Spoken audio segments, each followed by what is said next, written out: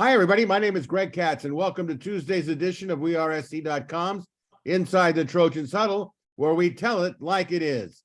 Friends, Inside the Trojans Huddle is a game-like panel discussion that is posted on Tuesdays in the off-season, twice during the regular season. The huddle features WeAreSC columnists, staff writers, and historians.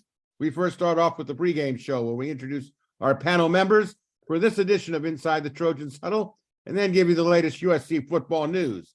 Let's first meet Tuesday's panelists. The editor-in-chief of WeAreSC.com, columnist, national recruiting guru, and a graduate of USC, Erik McKinney. A former William Jewell College defensive back and WeAreSC columnist who writes the popular WeAreSC.com column Musings with Arledge, and now has his own weekly WeAreSC.com video show, Musings with Arledge, solo edition. He's a graduate of USC's Law School, Chris Arledge, and a programming note. This week's solo with Chris Arledge will feature USC play-by-play voice Pete Arbogast.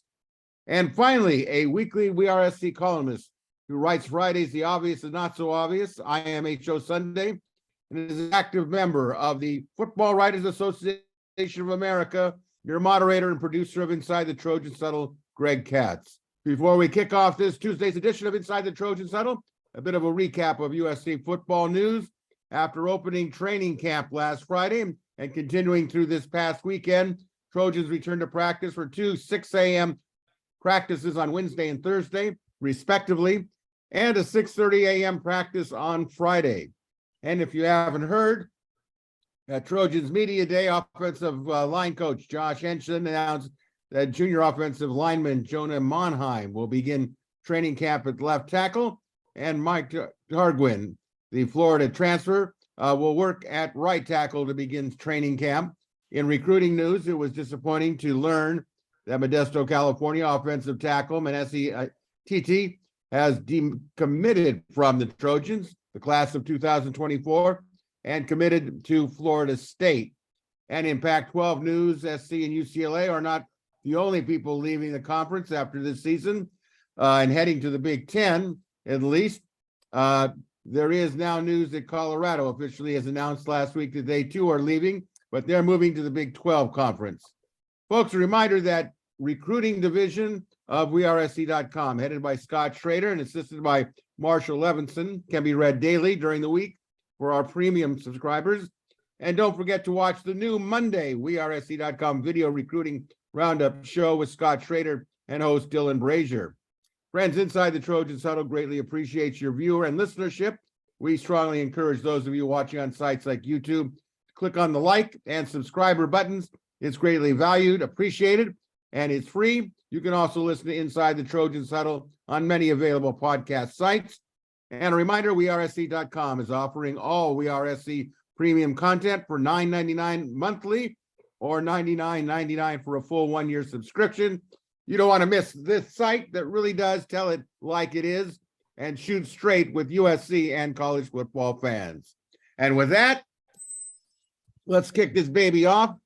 Panel training camp opened last Friday. Knowing what you know now, give me any new questions or on or off the field that need to be addressed or answered during training camp. Normally, we start off with Mark Culkin.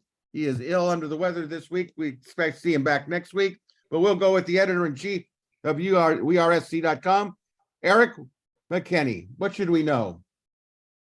The offensive line is a question now, and I don't think is it going to be good or is there enough talent? The guys are still the same. The names that you expect, the top 5, top 6, that group, but all of a sudden, what we thought was a pretty established group and a look based on what we saw all through spring, which was Michael Tarquin coming in and playing left tackle, and then at left guard, Gino Quinones was back, but then USC added Emmanuel Pregnon via the transfer portal, and so you thought, okay, there's maybe the battle to watch at left guard. Justin Dedich locked in at center, Jarrett Kingston locked in at right guard, Jonah Monheim locked in at right tackle. Now you start fall camp and it's, hey, we're going to throw these guys kind of anywhere. We're going to flip Jonah Monheim and have him play left tackle. He hasn't played on the left side of the line at all since he's been at USC.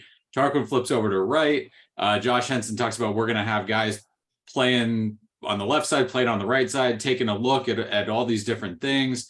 Gino Coronas maybe spending some time at center, working on snaps there. So again, this is all stuff that you do during camp, and especially during spring ball and early on in fall camp. You want to get a sense of where everyone's playing. But that was a spot where coming into fall camp, and especially a spot right ahead of Caleb Williams, where that's going to keep him upright and available for you all season. All of a sudden, again, the questions aren't, is this going to be a good line? But when you all of a sudden have a left tackle spot where potentially the starter there, again, Jonah Monheim, very talented and has done a lot of good things in his USC career, but hasn't played that spot before.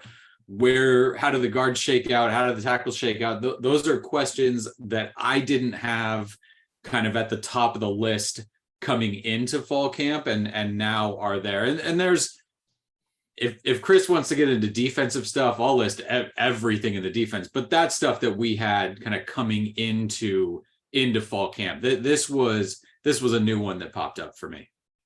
Chris, what do you think? Is it the defensive end? What questions do you have as we get into training camp here? And was there anything off the field that caught your attention?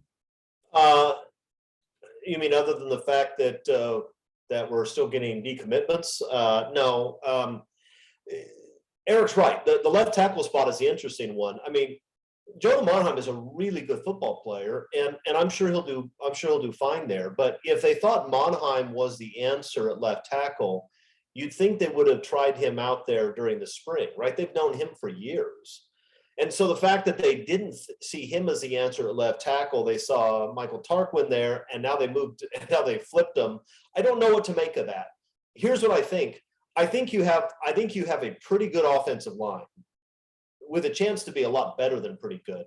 These guys, you have a lot of size, you have a lot of experience. I think it's a good group, and I think they have everything you might want except an experienced true left tackle. Right, Elijah Page is probably a left tackle of the future in the NFL, but he's a freshman. You don't like that. And so I think that they're trying to figure out what to do there, and I'm not sure they know. The good news is that you don't have your typical drop back statue quarterback here. And so, ordinarily, if your left tackle is struggling a little bit in pass protection, then you are in a world of hurt, and that's still not ideal. But if you have Caleb Williams there, you can have your left tackle make some mistakes and he can erase those pretty consistently. We saw it last year. So I think the group will be a good group, but it is strange to see them make that move right now.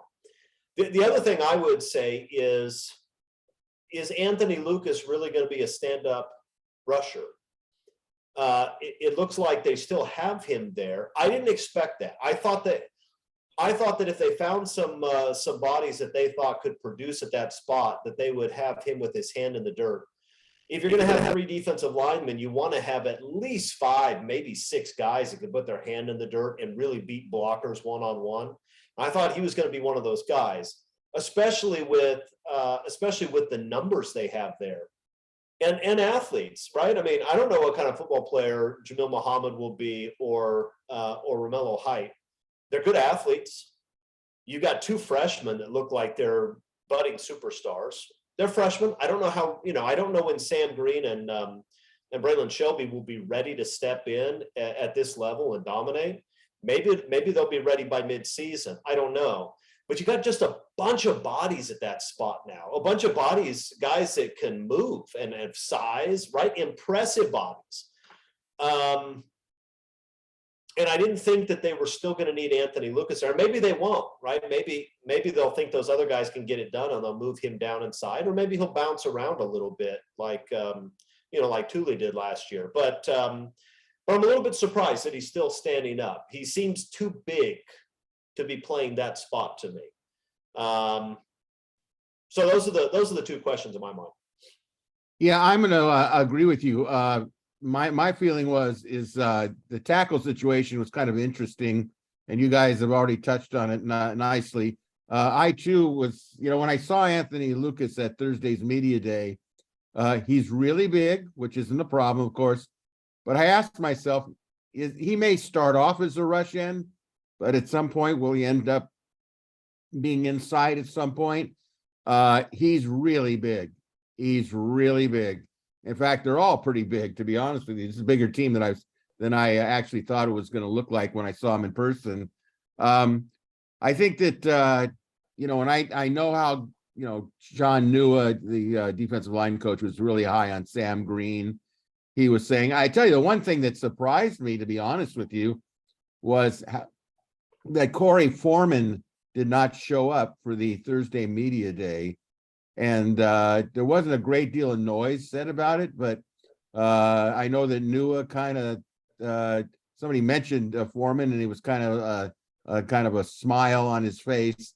It was just interesting, nonverbal, and then a brief just comment on Foreman. I think the off the field thing that has nothing to do with training camp was that Dakota Fields, a commitment for USC, who was torn between Oregon and USC, to my understanding, made a trip to Eugene this last weekend, and I'm not so sure that commitment's going to stick. I know some of the people on our recruiting staff here that know far more than I do seem to be indicating that this may be open to a change of schools, but we'll see. Anyway, let's move on. This season question will be, who will lead the Trojans defense in sacks and tackles? How do you see it, Eric? This one's tough. They're trying to pick kind of stat leaders, I think, from this group where there's so many new faces and kind of openings, right? I mean, Thule last year coming into that season in terms of sacks was the easy call. So I'll start for me, the easy call is tackles here. And I'm going to say Mason Cobb for that. That guy is around the ball all the time and hitting everything. I think you're going to see more of a rotation at those two inside linebacker spots, but I think he's a guy that just piles up tackles when he's on the field. And that's certainly what he did last year. The sacks question is tough. Anthony Lucas is the guy that jumps out to me, playing on that edge spot and a guy that can use that athleticism to get to the quarterback. But I'm gonna go with kind of a surprise. I'm gonna say Jack Sullivan leads the team, and I think there is kind of a group at the top, maybe 6, 7, 8 sacks, but between that the leader ends up with, and there's 3, 4, 5 guys maybe at that number. I don't know if we're gonna see one guy just kind of jump off the page the way Thule did last year. It would be fun if USC got a couple guys to do that and just kind of become terrors on the edge there. But that's my shot in the dark, I guess, with Jack Sullivan. I think that you're going to see, when Bear Alexander's on the field and when Anthony Lucas is on the field, you may get some shifting that way and some offensive linemen really, really kind of getting their attention over there. And then whoever is at that defensive end spot, whether it's Solo or Jack Sullivan or somebody else there, might end up with a bunch of one-on-one opportunities. Chris? Yeah, I agree with the Mason Cobb answer. I don't think Mason Cobb's going to come off the field very much unless he's hurt. And I could imagine Eric Gentry piling up numbers at the other linebacker spot as well. But if Cobb stays healthy, I think he leads the team in tackles. Sacks, I am going to go with Anthony Lucas, but this is not a situation where you have one established guy. I think it's tough. I think it's tough for interior guys to lead the team in sacks. I mean, it can happen. Thule did it last year, although he wasn't interior all the time last year, right? They moved him around and so if you had an established guy at edge rusher, I think that would be the odds-on favorite. And because I think Lucas is probably going to start there, and even if he has his hand down, it's going to be a defensive end. He's going to be an edge guy. I'm going to give the nod to him. But I agree with Eric. I think this is a situation where he may have 4, 5, 6, 7 guys that have 6, 7, 8 sacks, and that's not a terrible situation to be in.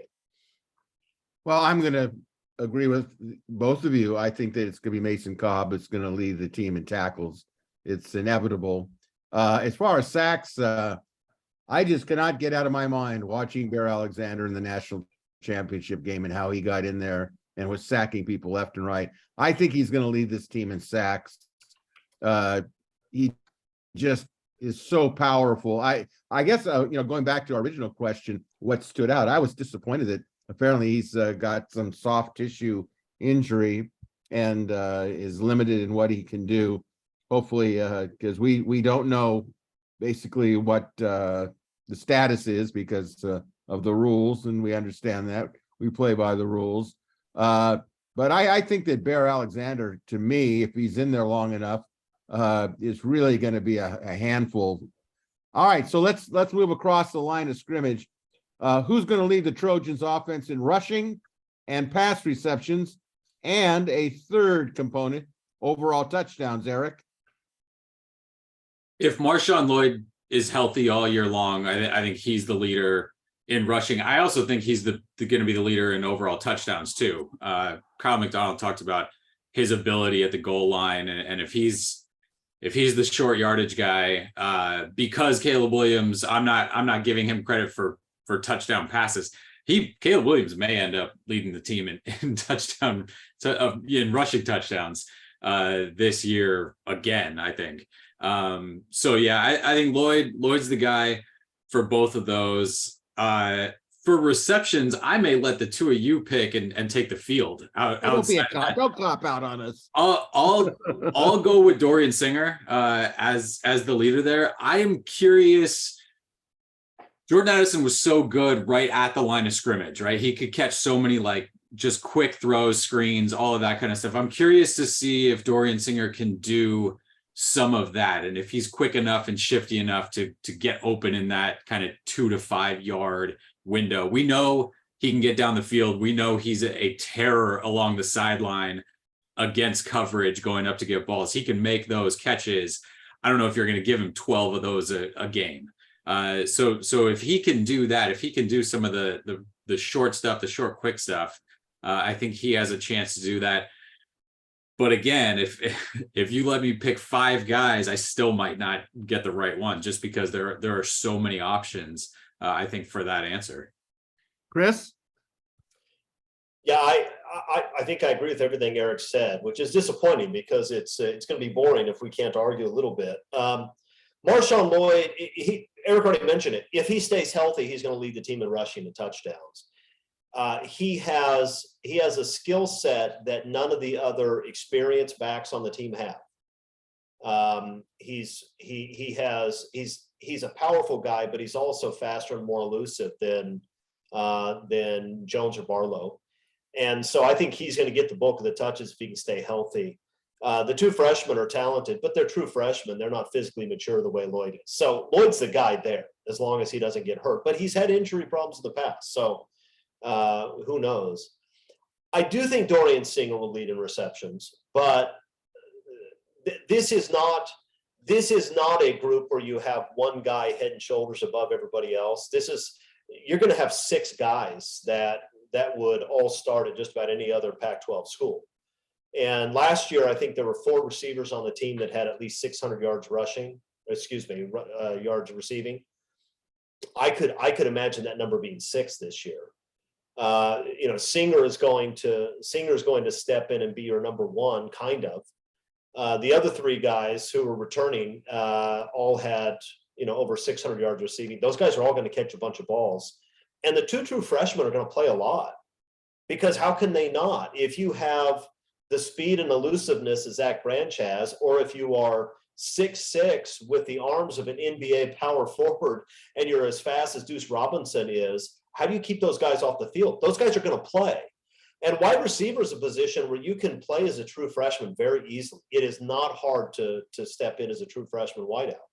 So I think you've got 6 guys who are going to catch a ton of balls. And I'll go with Dorian Singer, but it wouldn't surprise me if nobody has as many yards as last year's leader, and you have 6 guys all in the 600-700 yard range.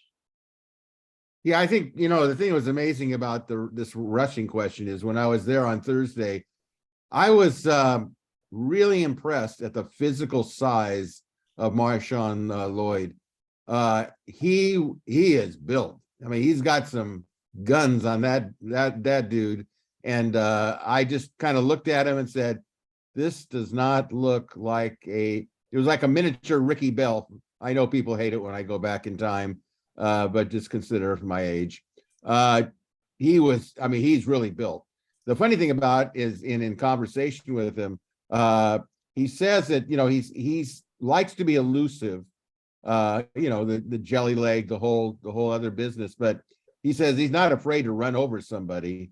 And built like that, I don't think I would be afraid to run over somebody either. I think passing wise, I think it's going to be Singer, but don't leave out Brendan Rice. I think Brendan Rice, in talking with him, I asked him what did he learn from the Tulane game in the bowl game.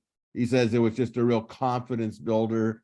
And, that also builds confidence with Caleb Williams. It'll be interesting to see who Caleb Williams looks to in crucial passing situations.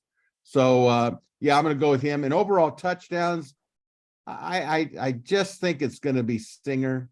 I think that when they get near the goal line, slants and those type of things, although I agree that as Deuce Robinson gets more comfortable, I can just see just an alley-oop inside the 5-yard line in the end zone. Who's going to be able to go and knock it? Now, that may not overall lead to most touchdowns on the team, but depends on how much playing time he gets. It'll be interesting nonetheless. So let's move on. Yes. To my point earlier, we mentioned a ton of names. Would it blow anybody away if Mario Williams and Taj Washington end up 1 and 2 on the team in receptions? I mean, it's good point. You've got guys everywhere there, and Lincoln Riley, I think, can attack you kind of any way he wants with this group. Lincoln Riley mentioned too that this is probably the fastest wide receiver room he's ever had at any of his stops. That's saying something. He had some receivers in Oklahoma, but I mean, that's just. I know you don't have anybody who has established themselves as a first-round pick in that room yet. But man, you have a ton of guys that can make plays, right? And when you're going 4 wide, maybe an empty set where you've got 5 wideouts on the field, it's going to put just immense pressure on teams. You can't man up on all those guys because USC's 4th receiver is dramatically better than the 4th defensive back for anybody they'll face this year. Any of them. It doesn't matter. I don't care which opponent it is. Notre Dame does not have 4 defensive backs to cover USC's top 4 receivers. They don't. And so, Caleb Williams, often quarterbacks have a guy that's their guy they rely on. It's the guy they look to all the time. And maybe he'll do that. But, Caleb Williams is also going to be a year more experienced and will probably spread it out pretty effectively. I see this, you may have a different 100-yard receiver every week of the season, and it wouldn't shock me. No, there's going to be a lot of competition in that receivers room to see who's leading in touchdowns. And it's going to be interesting. I think Eric's point is great. I think that Taj, when I talk with Taj Washington, this kid is so mature. He's got his head on straight. And I think he's been a little, from my perspective, under-publicized. He could end up leading the team in touchdowns. I could easily see that. And I think Mario Williams has something to prove. There was times last season when he was he dropped some balls he should have had. I think that unfortunately, even though it wasn't a line of scrimmage play, I mean, I think we all remember what happened on the kick return near the end in Tulane. I think he seems very motivated to have a productive season. So it'll be fun to watch Mario Williams. Okay, panel, we're going to end the first half here by saying, most people agree that the first half of the USC football schedule is far inferior to the quality teams the Trojans will face in the second half. Knowing the biggest schedule challenges of the season should be in the second half, which of course begins with Notre Dame on October 14th, and knowing that Caleb Williams is trying to win a second Heisman Trophy, how long would you keep Caleb in a game during the first half of the season, Erik? I mean, right. It depends on how the game has gone. It depends on which one of those first six, I guess, that we're talking about. I don't think, right. If you're talking about the first two games, first three games, if USC is comfortably ahead, I don't think he needs to take a snap in the fourth quarter. This is something where he should be able to get enough going early. And we saw it last year. We've seen it with plenty of USC players that have won the Heisman Trophy. You win it in the last 2 weeks of the season, the last 3 weeks of the season. Like that, he doesn't need to throw 9 touchdowns well into the fourth quarter against Nevada or San Jose State. So if you're trying to balance those kinds of things, you win it with how you play against UCLA and against Notre Dame late in the year. And in this case, against Oregon and Washington too. Down the road there. And I do think it's important for Miller Moss to take snaps, or if Malachi Nelson ends up being able to contribute, it's important for those guys to take snaps this year, both to give them a sense of what it's actually like to play in a game where you can run the offense. I know Miller's taken snaps before and thrown some passes at USC, but also just kind of for the team going forward, the program, all of that kind of stuff, to put a little bit of football together without Caleb Williams on the field. So no, I would love to see him throw for 80 touchdowns and 7,000 yards this year and pile stuff up early. But if you really want to get to where, I mean, what did Stetson Bennett do early in the season last year, right? I mean, if you want to get to where USC wants to get to, you win the Heisman late in the year, and you don't need to do a ton early on. So Chris Arledge, you're the head coach at USC. You got a week first 6 games, so to speak. What do you do? What would you do? Well, first of all, I don't worry about the Heisman Trophy. I don't think it's ever a great idea to spend much time worried about the Heisman Trophy. It's nice for the program, but Caleb Williams already won the Heisman. USC's won a boatload of them. And Caleb Williams isn't going to win it this year. He's going to be the best player in the country by far, and everybody's going to know it. Every single Heisman voter is going to know that Caleb Williams is the best player in the country. And the bulk of them will vote for somebody else so that they can continue to protect Archie Griffin as the only two-time. Don't let that happen, please. Look, that's what they're going to do. They do it every time. There have been other guys that won the Heisman earlier in their careers, and they never have a chance to win it a second time. And the fact that I'm going to go on a little bit of a rant, okay? I apologize for this. No, please do. Archie Griffin is about the 40th or 50th best Heisman winner of all time, right? He's not even in the same universe as some of these other guys.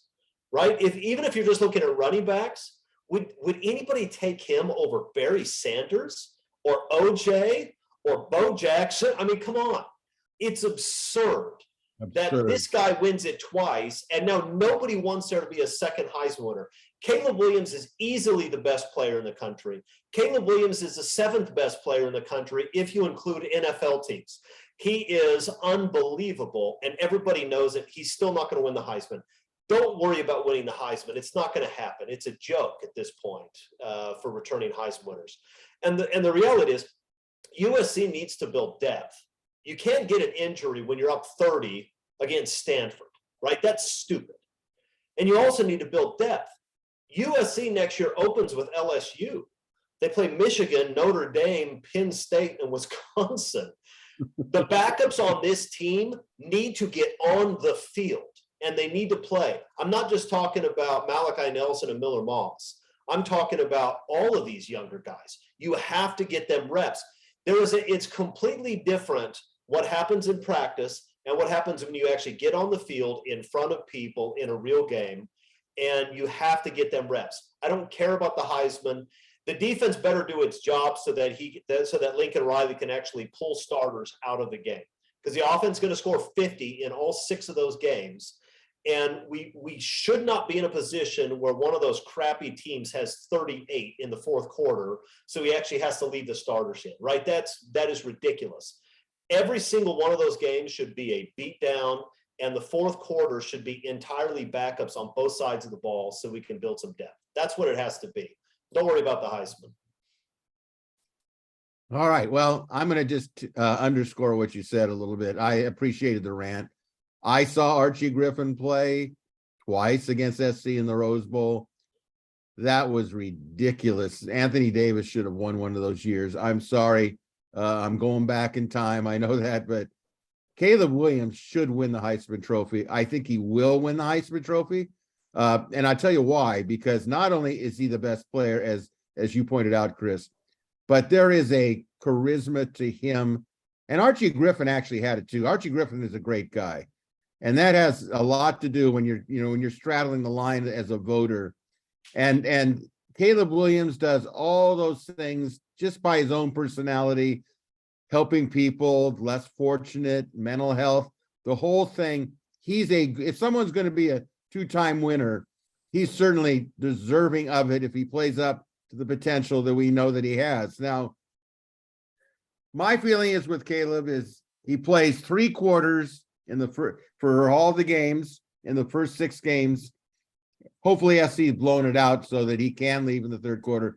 Miller Moss gets the fourth quarter. The subs get in because there's such a jump to the quality of the last 6 games outside of maybe Cal that he's got to be healthy. Your whole thing is to accomplish what needs to be done in the first 6 games and have him healthy, ready to go, because Notre Dame is going to be insane in South Bend, and then you follow with the teams that they're playing. You got to make sure he's vertical by the time that second half of the season comes along. So with that, let's get to some fun stuff here, some quick hitters at halftime. Excuse me, panel, give me the best 5 names on the Trojans 2023 roster. If you're writing a book or whatever you do, who would your 5 best names on this Trojan roster be, Chris Arledge? I'm going to start with Matt Colombo because he sounds like a guy who should be solving crimes, right? Like he's going to expose the wrongdoing of people on the field. I think that's a great name. Number 2 is Prophet Brown. This is the name of a guy who sounds like he should have some insight, right? You guys in the locker room talking about, what do you think is going to happen Saturday? Say, you got to talk to Prophet. This guy knows. Here's the thing, though. He's got the generic Prophet, but it's amazing how many prophets USC has on this year's roster. You've got Zechariah, Malachi, a couple of them, multiple Elijahs, Amos, Jonah, and Micah, all prophets. That's an amazing run of prophet names on a non-Israeli roster, right? That is amazing. And on top of that, you have 2 Hebrew kings. You have Solomon and Josiah, and you have somebody named Emmanuel. That is unbelievable, right? It's like USC decided to recruit just by pulling names at random from the Old Testament. It's amazing. So, but I'm going to go with Prophet Brown. He's sort of the leader of this group. Number 3 is Tackett Curtis. I've never heard the first name Tackett before, right? But it sounds aggressive. It sounds like somebody who might just punch you in the face. Like if you had to go into, if you were a detective and you had to go into some strange bar and talk to a guy named Tackett, like you could imagine people saying, I wouldn't look directly at Tackett if I were you. Just be careful. That's what it sounds like, and I like that. Number 4, Killian O'Connor, maybe the most Irish name ever. If I were writing a children's book about a little kid who discovered a leprechaun, I would absolutely name that child Killian O'Connor. It's incredible. Sounds like somebody who was involved in the Easter Uprising. And I'm going to go number 5, Sinjin Astani, which I'd never heard the name Sinjin before. Apparently, it's Old English for St. John because, the English can't pronounce things clearly. And so St. John became Sinjin. But Sinjin Astani, he sounds like he might be a Bond villain. And I love that name. So those are my top 5. I just have a question. Since we have so many prophets, maybe they should become an NIL conglomerate and they could make a profit. Yeah, they might. Wah, wah, wah, wah. Eric, what do you think? Who's your 5? I mean, if the best football name is if your last name's Rice and you played football and happen to be related to the best ever, right? And then Caleb Williams is 2 for the same reason, because you get to be Caleb Williams. But so my 5, I just went first names.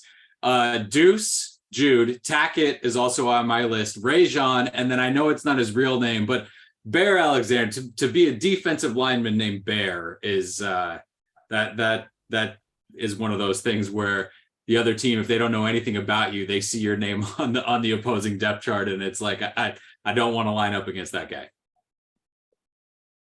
All right. Well, I'm going to go with Bear Alexander, of course, for all the reasons that Eric stated. Tackett Curtis, obviously. When I think of Tackett, I think of a staple gun. Like you got who's got the Tackett gun? Now, here's a name that I have looked at, and I was debating whether I should state it because I've always wondered. Well, I know what they call his nickname is on the team, coming from Mater Dei, was Solomon Tuliaupupu. And there's just something about that last name that I say, that's got to be a very impressive name. And I don't know what his nickname might have been other than Solo with a name like that. But I do want to say one thing about Solomon when I was at Thursday's media day. He is so animated, so energetic. But the first thing I thought of when he was talking, his eyebrows moved. He reminded me very much of Dwayne Williams, The Rock. And I said, this guy should be in the movies. He could play the son of The Rock in a movie setting. My next one would be Jude Wolfe, which reminds me of someone who should be playing a part in the Twilight series. And last but not least, because I asked him about it, is Michael Jackson III. And I said, were you named at all, or any of your family members, dad, grandpa, named after Michael Jackson? He said no, but he says, I do get a lot of looks when people know that my name is Michael Jackson. So it was quite a fun moment with him. All right, number 2 at halftime. Panel, when visiting fans come to the USC campus for the first time, I guess we could also include Big Ten fans at some point. Where do you recommend they should take a photo op? Chris, where should they take a photo op? I mean, Tommy Trojan seems like the most obvious answer, right? That's and if not that, then Heritage Hall in front of the Heismans. Those seem like the two obvious picks. Eric?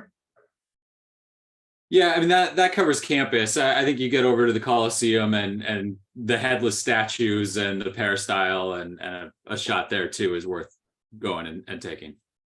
Yeah, I agree. I think Tommy Trojan, from the time I was a kid to where I am now, a big kid, Tommy Trojan is the best photo shoot in my opinion. And if the Coliseum, the style and is a must. It's a must. So, panel, what is your most prized USC football memorabilia that you have? Chris, what is it? Oh, for me, it's this helmet right here. This somebody bought me that helmet, and I took it with me to the spring game in 2000. I guess it was spring of 2002. It was before the 2003 season, and I got the autographs of just about everybody who was anybody on that first team to win a national championship in 25 years, including Pete Carroll. And so I have a bunch of stuff in this room, but that's probably my favorite piece. Cool. Eric? Yeah, my aunt got me a ball signed by a bulk of the 2004 national championship team. You have Reggie Bush on there too? He was the one notable guy that oh no. You know what? He's on my helmet, Eric. You must have gotten him earlier than I did. I got him a year earlier. He late in his career, it was a tough get. Well, I tell you, I went to the Juju Smith inaugural foundation banquet at the Biltmore a couple of years ago, maybe 3 years ago, whatever it was. Had the honor of sitting next to Robert CR. Help me out, guys. The halfback that just passed away. CR Roberts? CR Roberts. Great guy.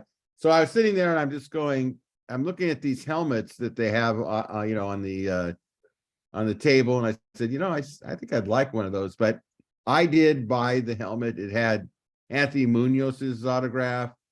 I know that we think of this in terms of, Lynn Swan's name. I took it as the football player. A bunch of great autographs on it. And the helmet, it's up in my, what I call my ballpark room. So I think that's the best one that I've seen. Although I think, I'm going to be going to Dodger Stadium next week, and I'll get that Caleb Williams bobblehead. I think that'll be kind of cool, and go from there. So let's, before we head into the second half kickoff of topics here on the Huddle, just a reminder, we encourage those of you watching Inside the Trojans Huddle on sites like YouTube, click the like and red subscriber buttons, greatly valued, appreciated. It's free. And you can also, a reminder, you can listen to Inside the Trojans Huddle on many available podcast sites. And be sure to check out WeAreSC.com and become a premium subscriber. So let's get to the second half here.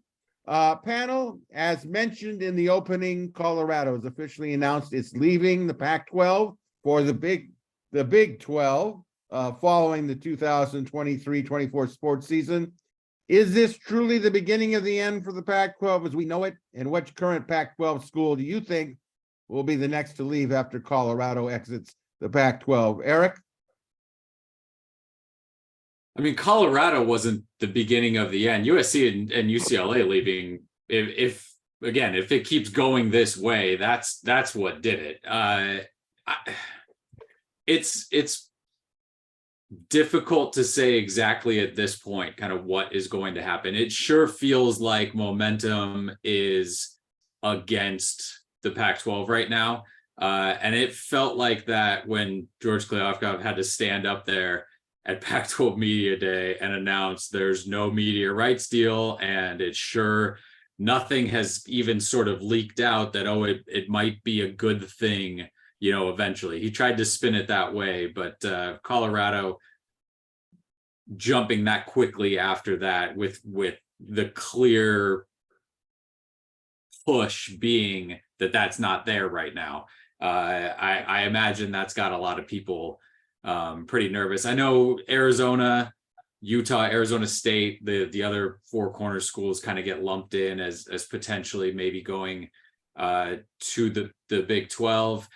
Oregon State's name has come up. I mean, at this point, if you're a Pac-12 program, you have to be pretty sure that league stays as like a Power 5 automatic playoff bid conference to stay there, because if it doesn't, if it falls below whatever the threshold's going to end up being, which I think that becomes a discussion point too going forward. Do the SEC and Big Ten start to push and say, no, we need 3 teams guaranteed in the playoff. We need 4 teams, whatever it ends up being, and then you don't have 5 conferences. I mean, there's for me a ton of discussion points going forward about all of that, because if the Pac-12 can guarantee to their members, and I don't know how you do this, but if Oregon gets a guarantee that the Pac-12 is always going to have an automatic playoff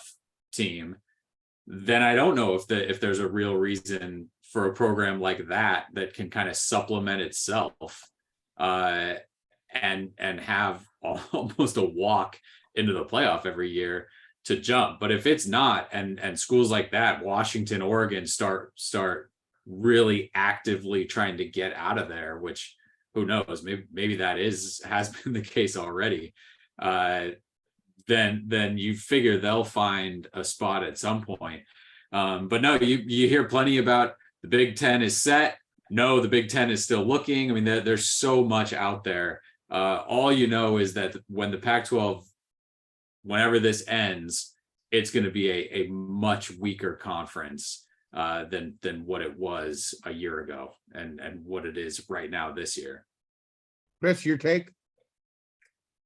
I think there's a chance that the Pac-12 is going to enter into a death spiral within the next couple of weeks. The rumors are that the Pac-12 is going to have a television deal of about $20 million per year per team, all streaming. Now, I don't know, that hasn't been announced yet. That's the rumor. If that's true, that's horrific. Not only the numbers bad, but the signal it sends that you will not play your games on ESPN or ABC, NBC, CBS, Fox. You're not going to play on any of those things. You're not even on TV. That's just a terrible statement. And look, I don't know if those rumors are true, but I know that Colorado left before an announcement where they were going somewhere where they were going to be guaranteed, what, $31 million a year. That tells you something, doesn't it? Right? Colorado bailing back to the conference it jilted a long time ago because it sees getting that $30 million payday, which is a tiny fraction of what the Big Ten and the SEC are going to get, as a way better option than sticking around in the Pac-12. That tells me a lot. They didn't even bother to wait until it was announced. They just looked at it and said, we're going to get out of here. Why would you do that? Because if you're Colorado, you can't afford to be left behind in the rump of a dead Pac-12. Oregon and Washington can probably afford to stick around because I think the Big 12 likely takes those two programs no matter what happens. I don't know that that's true of Colorado, Arizona, Arizona State, and some of these other programs. It's not, I mean, you could imagine the Pac-12 saying, or the Big 12 saying, yeah, we're kind of full, Arizona State. We don't have any room for you right now. And so I think Colorado looked at it and said, I think things are going to get awful around here. We can't be stuck in a conference where Oregon, Washington, Utah, Arizona, and Arizona State all disappear. And now there are 5 Pac-12 teams. We don't have a television deal. By the way, even that streaming deal goes away if that happens. There's no way in the world Apple TV signs a deal with the Pac-12 guaranteeing $200 million a year unless they know the following teams are going to be a part of that deal, right? There's no way. They lose Arizona basketball. They lose Oregon and Washington football. It's done. There's no telling, all right? It's done. And that's when the death spiral begins. Oregon and Washington have a similar problem in that while they have a better product and probably figure they can always land in the Big 12, so they may stick around a little bit longer. I mean, at some point, even the Big 12 may fill up with, 16, 18 teams, and they come knocking late, and the Big 12 may say, I don't know what to do with you guys. So, but that's the question. Arizona's going to leave probably in the next week. If Arizona leaves, Arizona State's going to leave. Utah is going to be tempted to get out. The question is whether Oregon and Washington decide to stick around, because if either one of those programs leave, people are going to be diving off deck, right? They're going to get out immediately because they know it's dead. And I think there's a real possibility that could happen.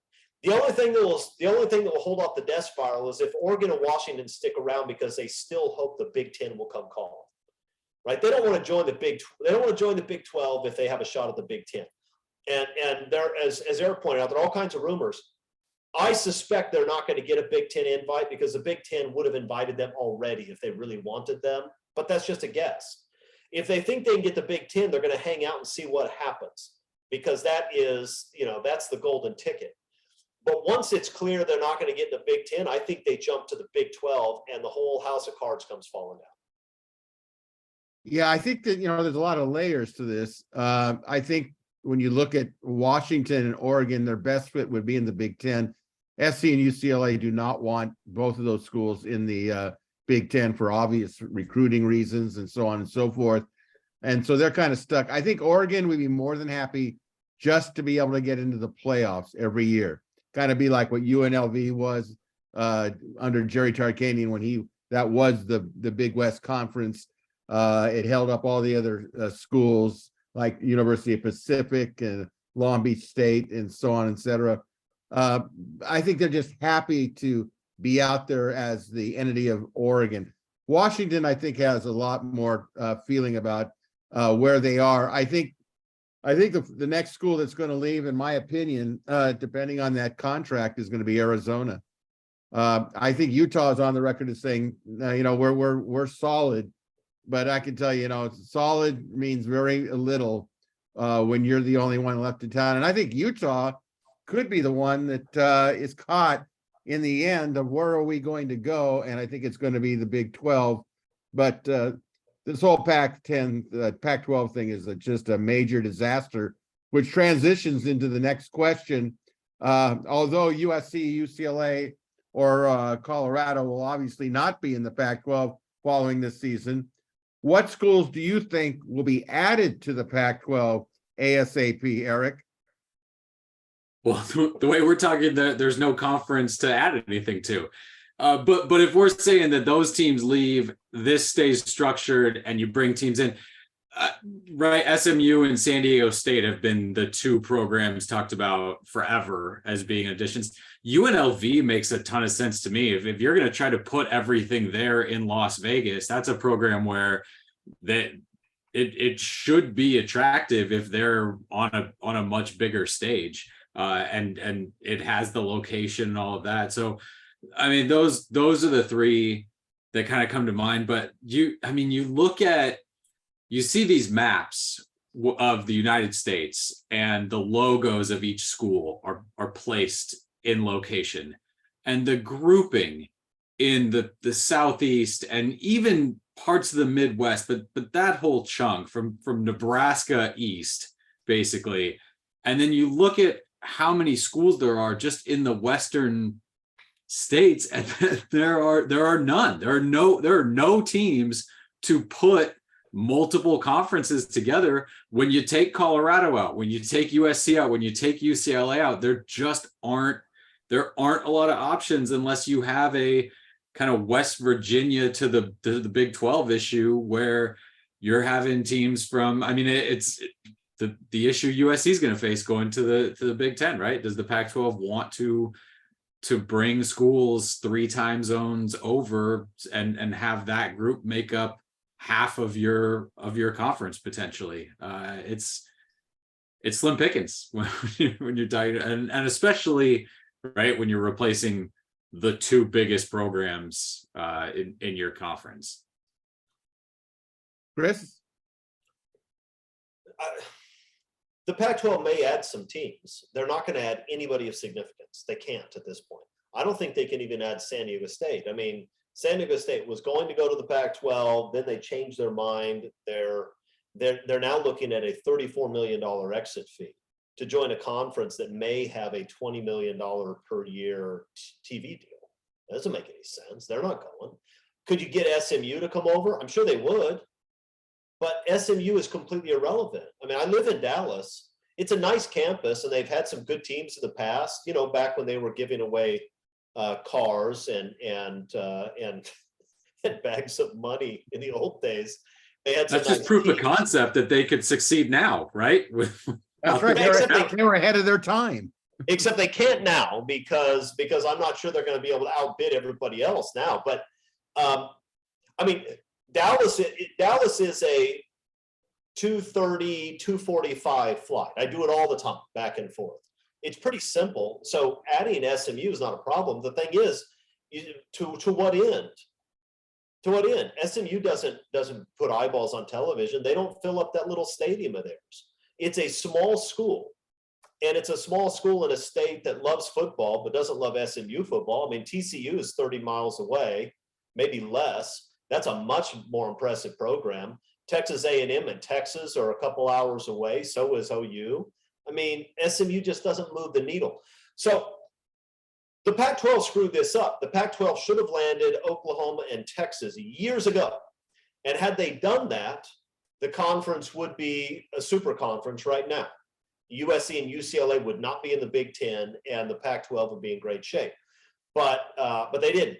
And then when USC and UCLA left, they should have immediately raided the top Big 12 teams if they could have. I don't know what kind of effort they put in, but at this point, there's nobody to get. They're dead. Remember on the playground after you'd picked all the kids who could like catch a ball or throw a ball, and you just had like 5 kids standing over on the side who didn't even want to be picked, and you didn't want to have to pick them.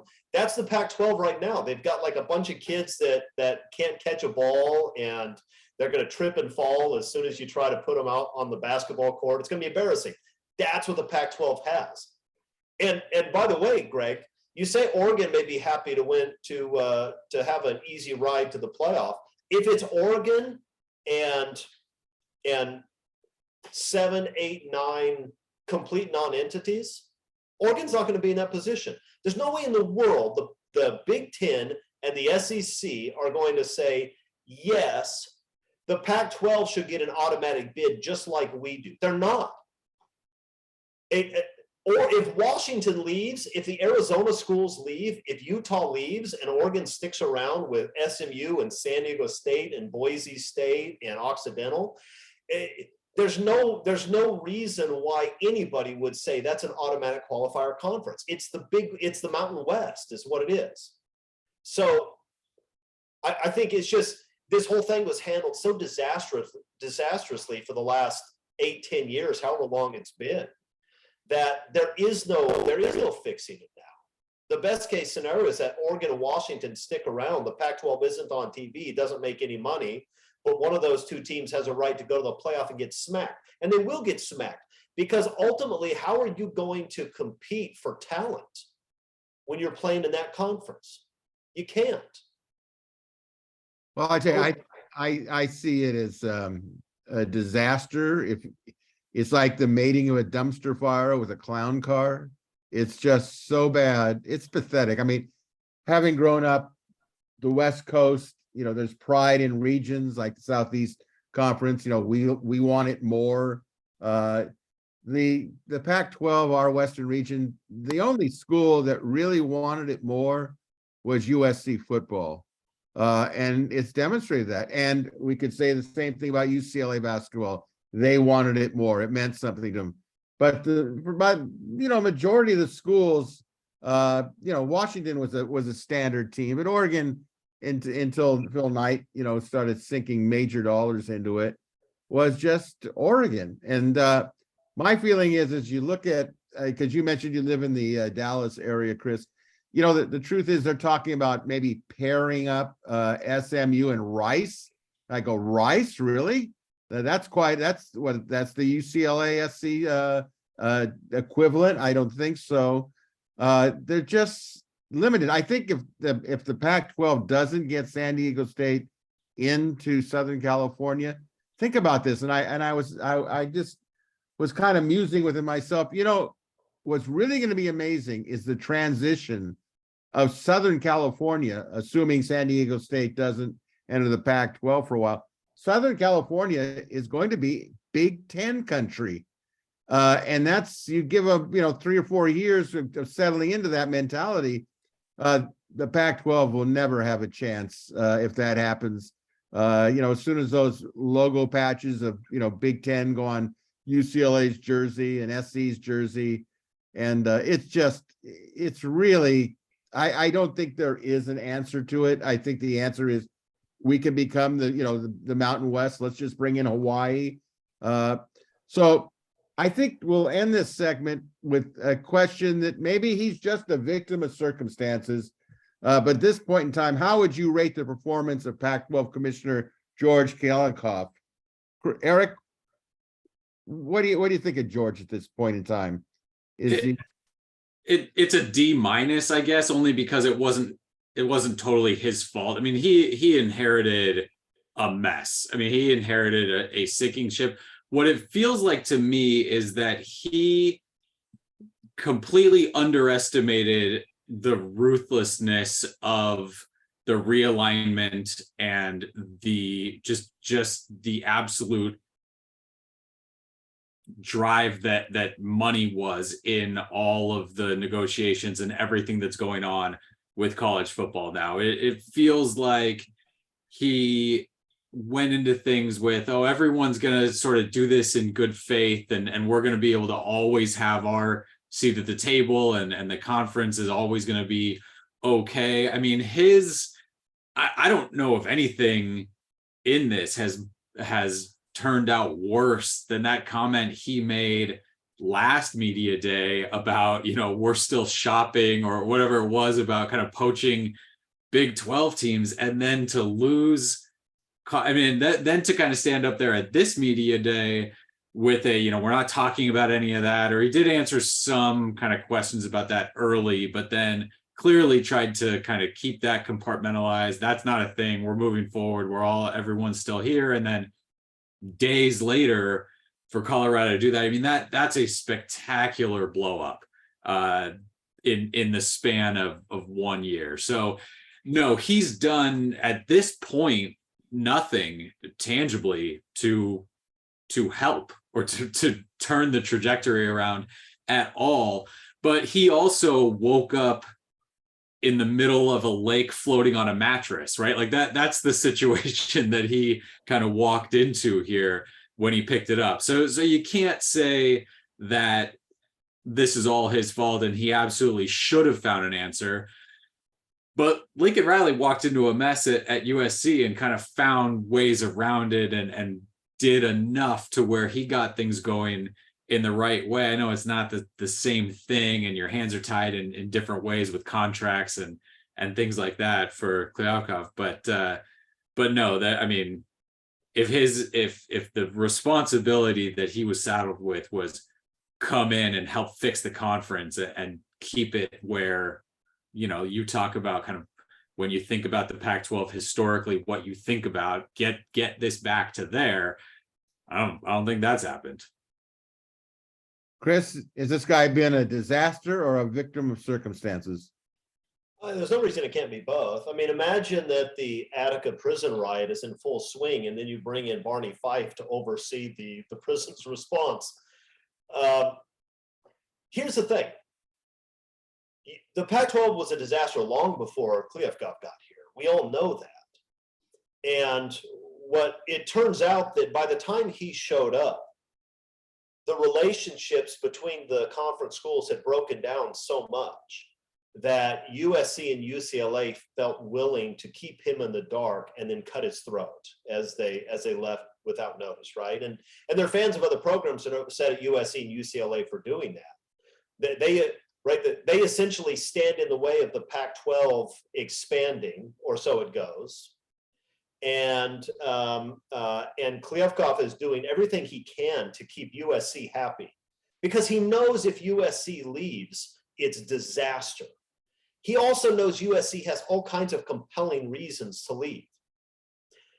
And so was there anything he could have done at that point to stop USC and UCLA from jumping overboard? I don't think so. And once that happens, he's got a giant problem on his hands. It's probably not solvable. The truth is, the Pac-12 leadership, I'm talking about the presidents of the various universities, is an absolute group of clowns. Maybe they're great scholars, I don't know. But when it comes to actually running major sports conference, they're idiots. They're absolute idiots. You look at what this conference has done from refusing, I mentioned it a minute ago, but you just think about what happens if they just bring Oklahoma and Texas over. If they just say, you want a Longhorn network? Knock yourself out. USC, would you like to have a Trojan network? Knock yourself out, right? You guys want to have 20% more than Washington State? Knock yourself out. If they just did whatever they needed to do to bring those programs on board, you would be sitting here with Oklahoma, Texas, USC, Oregon, Washington, UCLA, and you'd be and this would be a conference that would be making on average $75–80 million a year, and that number would keep growing. You'd be keeping pace with the Big Ten. That's all they had to do, but they didn't have the foresight to do that. No, we're not gonna let Texas have a special deal. Cool. Texas still gets a special deal because they're Texas. You know who doesn't get a special deal? Wazoo, because you're Wazoo. I mean, it just doesn't, the short-sighted nature of what these guys have done year after year after year, to the point where USC and UCLA do something they didn't want to have to do. But it was obvious years ahead of time. I've been writing for years on WeAreSC that USC should jump to the Big Ten because it was obvious. It was an obvious move. Everybody should have seen this coming. And once Oklahoma and Texas do it, everybody in the world should have seen it coming. But the Pac-12 was still caught by surprise. I mean, it's a joke of a conference. And here's the last thing I'd say on this. Any conference that's thinking about bringing in the Pac-12 leftovers, other than Washington and Oregon, who I think are going to be committed to football, you got to make sure these guys are committed. I mean, a big part of the Pac-12's problem was, other than Oregon, nobody was committed to high-level football, including USC. We weren't for a decade. We weren't interested in.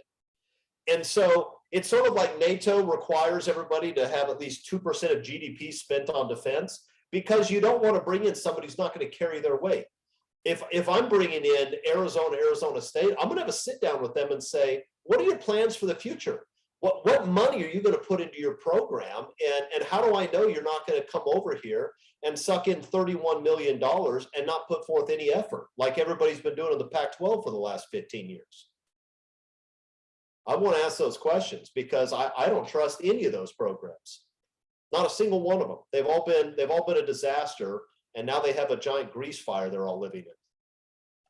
Well, I agree with Erik. I think that Kliavkoff. Hey, what do you mean? I mean, it's one thing when we have a panel of 4, but we've got 3 guys. He gives an answer, I give an answer, and the first words out of your mouth for the second time today is I agree with Erik. It's unacceptable. Wait a minute. You're so sensitive. I'm hurt. We love you. You're well, you know what? It's words don't describe how much we admire you. No, I don't need this. Just go on with your answer. I just wanted to express my displeasure. Chris, do you know how much I say around my house all week and how few times I hear that? I need that from Greg. Just let me have that. That's fair. That's fair. I also agree with Erik. You know, you're going to make our poor sick friend Culkin feel bad that he's not a part of this particular discussion. No. But let me just give my 2 cents on this one. I think that Erik is right about the ruthlessness. I don't think Kliavkoff was prepared to play at the level of ruthlessness, money, intensity. I think he's really a good guy at heart. And I think he's at his structure point, I think he's much better than Larry Scott would ever have been. But as you have pointed out, you know, the Pac-12 has never taken athletics as seriously. The Big Ten is able to balance top flight academics with top flight athletics. It seems to me that the Pac-12 never was able to justify, you know, Stanford was all about academics, but on occasion they'd have Jim Plunkett or they'd have John Elway, or they'd have had other people, you know, a nice run with Harbaugh. But it was never like, we're going to maintain this status. So, you know, they were never all in to me. And finally, somebody said, we've had enough with this. You know, SC said that's enough. And I do agree with a lot of what Chris has said in terms of the way it's just a joke. But I'll give this guy, Kliavkoff, a little bit of compassion here, that he was caught in the middle of a forest fire where there was nothing to put it out. And how he's going to get out of it, I don't know, because I think things are going to get worse before they get better. And, you know, I don't think bringing in UNLV is the answer, although I know he loves, because he lives in Las Vegas, that's an answer. But that's a Band-Aid on a, you know, on a broken artery. So good luck to him. All right, let's go into overtime. Last week, we didn't get to some viewer questions and to provide our answers on because of time. So we're going to try to catch up here. Let's start off with from Trojan Forever in Philadelphia. I'm sure you will cover the issue of Colorado returning to the Big 12. Please also comment on what additional moves you expect from other Pac-12 members. I think we did cover that for you, but I want to acknowledge that you asked the question. We just happened to get around to it in the second half. Question 2 from Steve-O, USC. This is interesting. What exactly is Cliff Kingsbury doing at USC? Is he advising, strategizing, or just analyzing? Comment? Did we answer that last week? No. Really? No. Okay. We did. We hit that last week. I talked about that. So he's doing what I said. He's doing all those things. He's doing as much as he can. He can't be, you know, in the quarterback huddle at practice, kind of teaching guys and coaching them on the field. But yeah, Lincoln Riley talked about how he can draw up plays. He can talk, he can watch film. He can give them ideas about kind of all that sort of stuff. And he's just another kind of brilliant offensive mind in that room for the coaches. All right, let's move on. Question 3 for Rick, USC Rick from Tampa, Florida. He has a question about Patrick Chung from Washington State. I think we've talked. Greg just goes autopilot during the questions. We hit the Pat Chun one too last week. Well, I'm just going over. I feel bad for these people that maybe we didn't get to everyone's question. So I want to make. I think we should have a weekly Pat Chun update on this show. So I have no problem. No question. How about he's still a good candidate. How about we from talked, Kogi? Yeah, we talked uniforms too. I think we're all the way down to 5. Yeah. How about predictions from Trojans from the Valley on which players lead the team in the following categories? We talked about sacks. How about interceptions? I say Caleb. He will lead the team in interceptions. I think that's a safe guess. Yeah. Well, I had to go with something good, right? Safe guess. I think we covered rushing touchdowns. I think we would say Lloyd. Would we all agree on that one? Yeah. Receiving touchdowns, I think we kind of touched on that a little bit. Most rushing yards, I think we said Lloyd. So let's move on to question 6 from Romy. Do you feel that Arizona State will be in a different conference? If not, is Arizona to the Big 12 doable?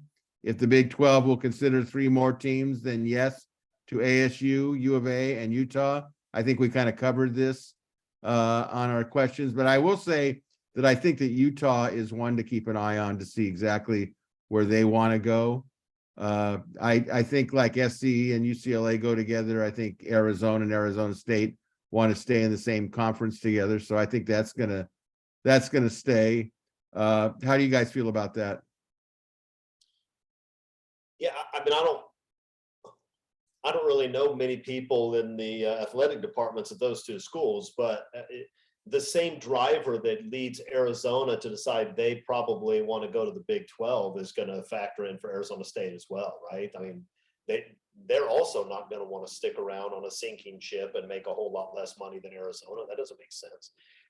And look, Arizona State have the benefit. They know that the SEC and the Big 10 are not going to come calling for them, right? So it makes their decision making easy. Do we stay here and hope we don't go down with the ship, or do we jump off now and get an okay situation of the Big 12? I'd be stunned if Arizona State didn't jump too.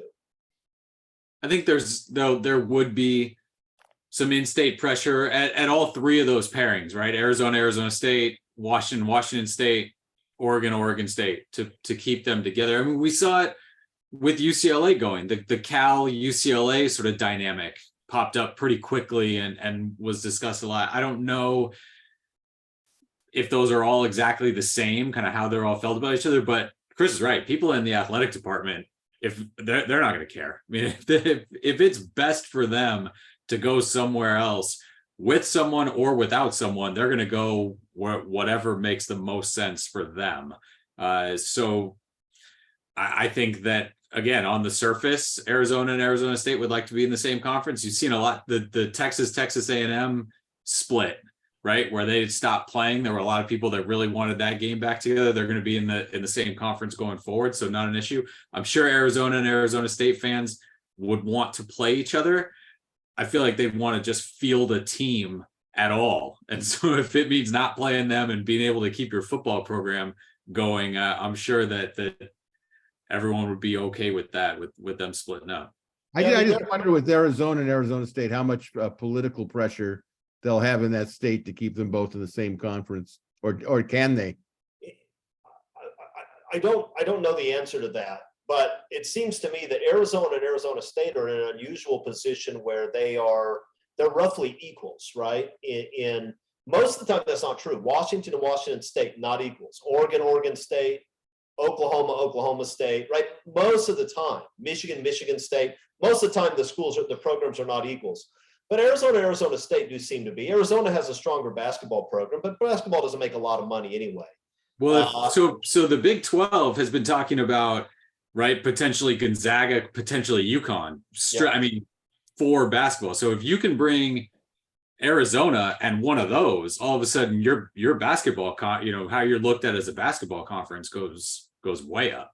I just wonder what the percent value of basketball is when it comes to this. You don't, right? The NCAA owns the tournament, and regular season basketball, I mean, it doesn't make any money. So I think Arizona State probably has a juice. The bigger question is what happens in Oregon and Washington if those teams are gonna jump for a better conference and leave little brother behind. That's when because nobody wants to bring Oregon State. Right? They don't. I mean, look, I love the Beavers. They're a fantastic program. I wish them all the best, but nobody cares about them. Nobody watches them. Oregon at least moves the needle somewhat. So Arizona State probably going to be okay. But look, we've seen much bigger, better rivalries broken up. Eric mentioned Texas A&M, Oklahoma, Nebraska, right? Oklahoma, Nebraska is a top 5 rivalry of all time. And whatever, conference makes more sense to leave the conference. We just won't play that one anymore. So, they'll do what they need to do, but I suspect Arizona State will be able to punch their own ticket. Some of the other schools won't. All right. A reminder again, if you have a question or comments for our panel, go to the WeAreSC members message board, click on the thread that pertains to Inside the Trojans Huddle, viewer or listener questions. And a final reminder, if you enjoyed Inside the Trojans Huddle, please click on the like and red subscriber buttons. We greatly appreciate your support. And be sure to check out WeAreSC.com and become a premium subscriber. That'll do it for Tuesday's edition of Inside the Trojans Huddle. Till next Tuesday, a big thank you again to our panelists, Erik McKinney and Chris Arledge. And a special thank you to all of you for watching or listening to Inside the Trojans Huddle. Have yourself a great week. Until next Tuesday, this is your moderator, Greg Katz, reminding you all to fight on, everybody.